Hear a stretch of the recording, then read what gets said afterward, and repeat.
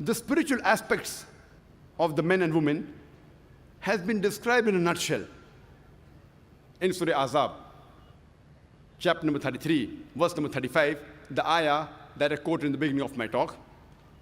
where Allah subhanahu wa ta'ala says, Innal Muslimina wal Muslimati, for Muslim men and women, wal Mu'minina wal Mu'minati, for believing men and women, wal Qanitina wal Qanitati, for devout men and women, was Sadiqina was Sadiqati, for true men and women, was Sabirina was Sabirati, for men and women who are patient and constant, wal Khashiina wal Khashiyati, for men and women those who humble themselves, wal Mutasaddiqina wal Mutasaddiqati, for men and women who give in charity, was Sa'imina was Sa'imati, for men and women who fast, wal Hafizina furujum wal Hafizati, for men and women who guard their chastity and modesty,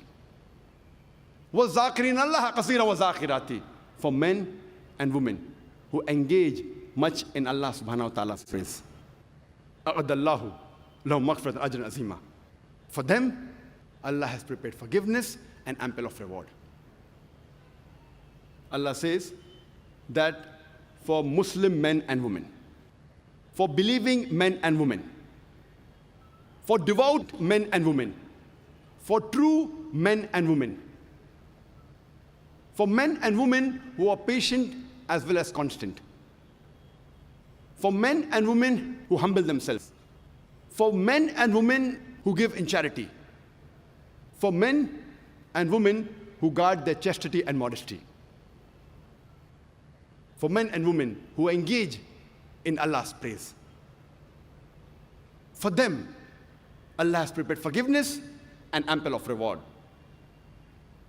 By reading this verse, we come to know that the spiritual duties of men and women in Islam are the same.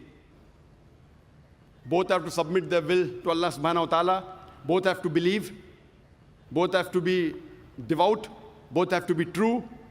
both have to do sabr, patience and constancy, both have to pray, both have to give charity,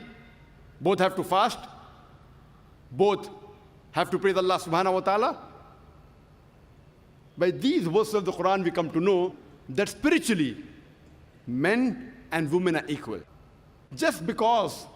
the Quran says that spiritually, men and women are equal, what would you decide? Are the women's rights in Islam protected or are they subjugated?